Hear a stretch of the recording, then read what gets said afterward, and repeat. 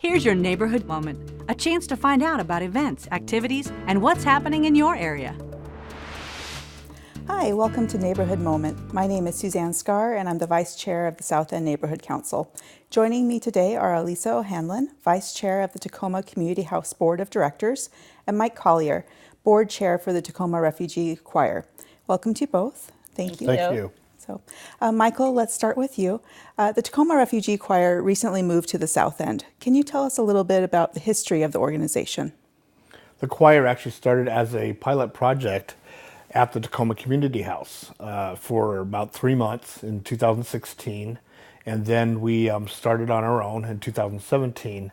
A big momentum that was given to us was when the directive came from the administration to ban certain folks from coming into the United States.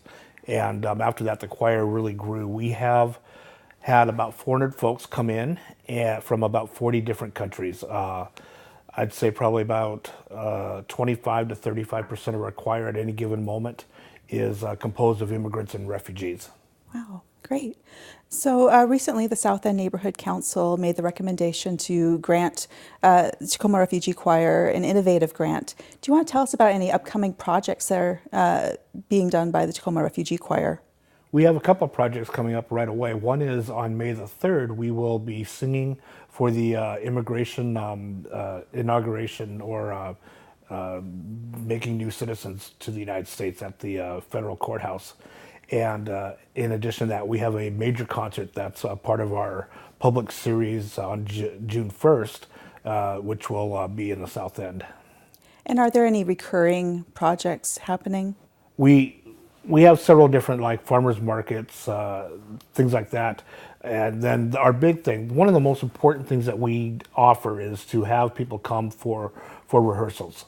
And the reason why is because that's where we form our community. And we want to make sure everybody is welcomed, loved, feels safe, and basically form that community with them. Great, thank you.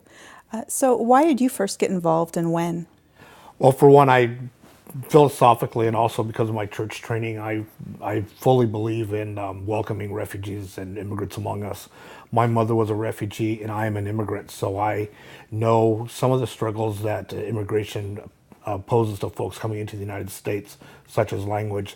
And I actually learned how to speak English much better because I could sing. And so if people want to join, what should they do? Are there any requirements?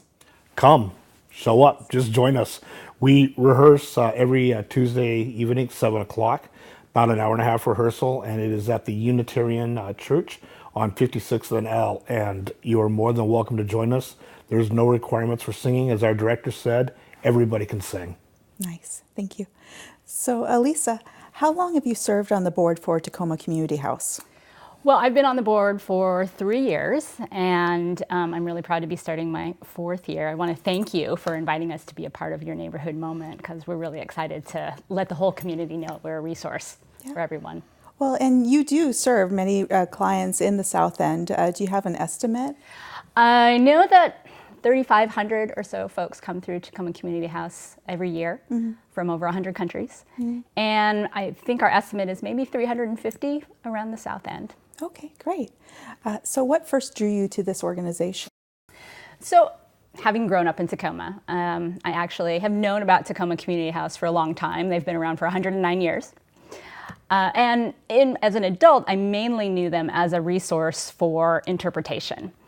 But 3-4 years ago, I found out that they provide so much more. They provide support for people who want to earn their citizenship here, provide support in education, whether that may be like English as a second language or new language, or finishing a GED, providing employment support. We have a number of programs to help people find employment and learn new skills, or advocacy, personal. Sometimes, especially women, might be fleeing a situation of violence in their country and could really use some advocacy in their new home. Great. Could you share some of Tacoma Community House's upcoming developments?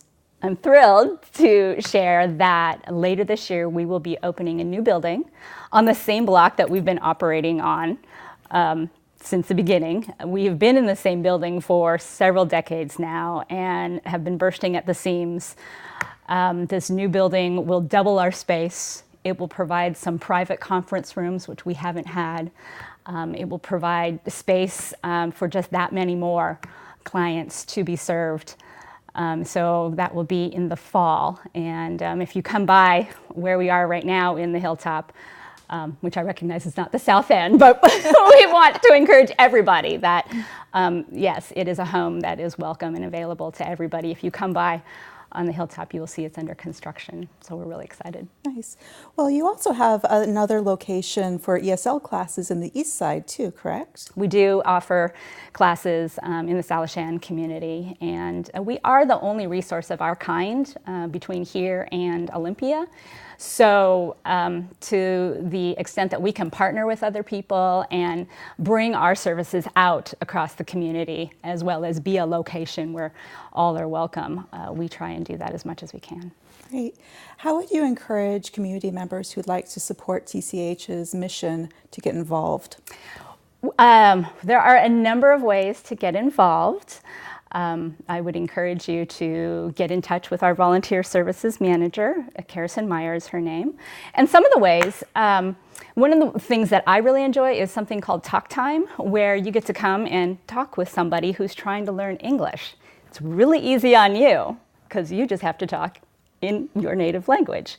And for me, one of my exciting experiences was talking with a woman who had a student at Stadium High School. And being new to the country, new to the community, she didn't even know what to expect out of this school. And as I assured her that I am a fourth generation Stadium graduate and my children were in the same school at the same time, our conversation actually, not only did she practice the language skills, but she gained a sense of confidence and security that her child was in a place that was going to be safe and welcoming. So that's one example of volunteerism. We have all kinds, and I would really encourage if somebody has a neighbor who is an immigrant, let them know that we are available for any kind of support they might be looking for.